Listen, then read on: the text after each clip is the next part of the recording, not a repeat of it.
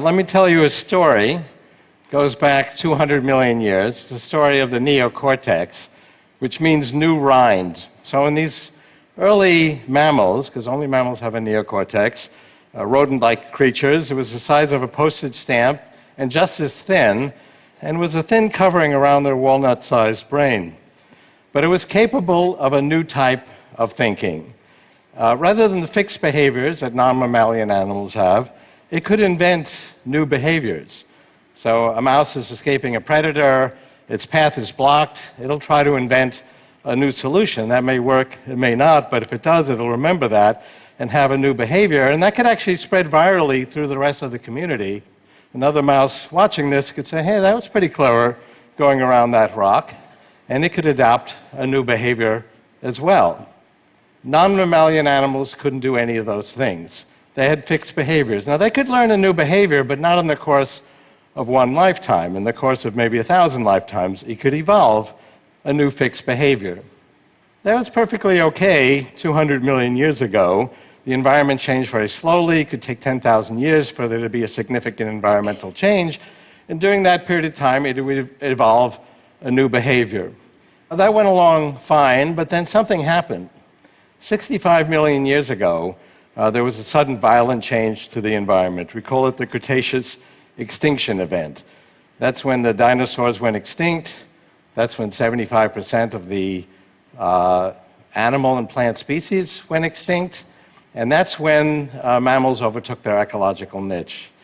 And to anthropomorphize, biological evolution said, this neocortex is pretty good stuff, and it began to grow it. And mammals got bigger, their brains got bigger at an even faster pace, and the neocortex got bigger even faster than that, and developed these distinctive ridges and folds, basically to increase its surface area. If you took the human neocortex and stretched it out, it's about the size of a table napkin, and it's still a thin structure. It's about the thickness of a table napkin. But it has so many convolutions and ridges, it's now 80% of our brain. And that's where we do our thinking. And it's the great sublimator. We still have that old brain that provides our basic drives and motivations, but I may have a drive for conquest, and that'll be sublimated by the neocortex into writing a poem or inventing an app or giving a TED talk. And it's really the neocortex is where the action is. 50 years ago, I wrote a paper describing how I thought the brain worked, and I described it as a series of modules. Each module could do things with a pattern. It could learn a pattern, it could remember a pattern, it could implement a pattern. And these modules were organized in hierarchies, and we created that hierarchy with our own thinking. And there was actually very little to go on 50 years ago. Led me to meet President Johnson. Been thinking about this for 50 years, and a year and a half ago I came out with the book How to Create a Mind, which has the same thesis. But now there's a plethora of evidence. The amount of data we're getting about the brain from neuroscience is doubling every year. Spatial resolution of brain scanning of all types is doubling every year. We can now see inside a living brain and see individual interneuronal connections connecting in real time, firing in real time. We can see your brain create your thoughts.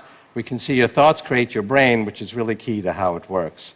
So let me describe briefly how it works. I've actually counted these modules. We have about 300 million of them, and we create them in these hierarchies. So I'll give you a simple example.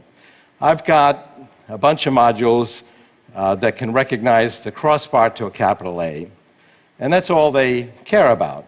Beautiful song could play, pretty girl could walk by, they don't care, but they see a crossbar to a capital A, they get very excited, and they say crossbar, and they put out a high probability on their output axon.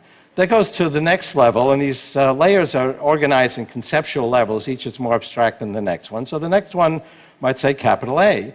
That goes up to a higher level, it might say apple. Information flows down also. If the Apple recognizer has seen APPL, it'll think to itself, I think an E is probably likely, and it'll send a signal down to all the E recognizers saying, be on the outlook for an E, I think one might be coming. The E recognizers will lower their threshold, and they see some sloppy thing, could be an E, ordinarily wouldn't think so, but we're expecting an E, it's good enough, and yeah, I've seen an E, and then Apple says, yeah, I've seen Apple.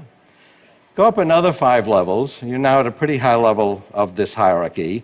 We'll stretch down into the different senses, And you may have a module that sees a certain fabric, hears a certain voice quality, smells a certain perfume, and will say, my wife has entered the room.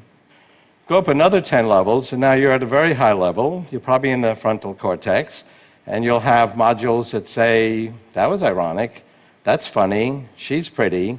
You might think that those are more sophisticated, but actually what's more complicated is the hierarchy beneath them. There was a 16-year-old girl, she had brain surgery, and she was conscious because the surgeons wanted to talk to her. You can do that because there's no pain receptors in the brain. And whenever they stimulated particular, very small points on her neocortex, shown here in red, she would laugh. So at first they thought they were triggering some kind of laugh reflex. But no, they quickly realized they had found the points in her neocortex that detect humor, and she just found everything hilarious whenever they stimulated these points. You guys are so funny just standing around was a typical comment. And they weren't funny, not while doing surgery. So how are we doing today? Well, computers are actually beginning to master human language with techniques that are similar to the neocortex. I actually described the algorithm, which is similar to something called a hierarchical hidden Markov model, something I've worked on since the 90s. Jeopardy is a very broad natural language game, and Watson got a higher score than the best two players combined. It got this query correct: a long, tiresome speech delivered by a frothy pie topping, and it quickly responded, what is a meringue harangue? And Jennings and the other guy didn't get that. It's a pretty sophisticated example of computers actually understanding human language, and it actually got its knowledge by reading Wikipedia and several other encyclopedias. 5 to 10 years from now, search engines will actually be based on not just looking for combinations of words and links, but actually understanding, reading for understanding the billions of pages on the web and in books. So you'll be walking along and Google will pop up and say, you know, Mary, you expressed concern to me a month ago that your glutathione supplement wasn't getting past the blood-brain barrier. Well, new research just came out 13 seconds ago that shows a whole new approach to that, a new way to take glutathione. Let me summarize it for you. 20 years from now, we'll have nanobots, because another exponential trend is the shrinking of technology. They'll go into our brain, through the capillaries, and basically connect our neocortex to a synthetic neocortex in the cloud, providing extension of our neocortex. Now, today, I mean, you have a computer in your phone, but if you need 10,000 computers for a few seconds to do a complex search, you can access that for a second or two in the cloud. In the 2030s, you need some extra neocortex. You'll be able to connect to that in the cloud directly from your brain. So I'm walking along, and I say, oh, there's Chris Anderson.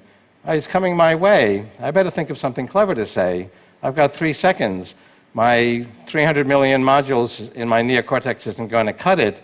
I need 1 billion more. I'll be able to access that in the cloud. And our thinking then will be a hybrid of biological and non-biological thinking.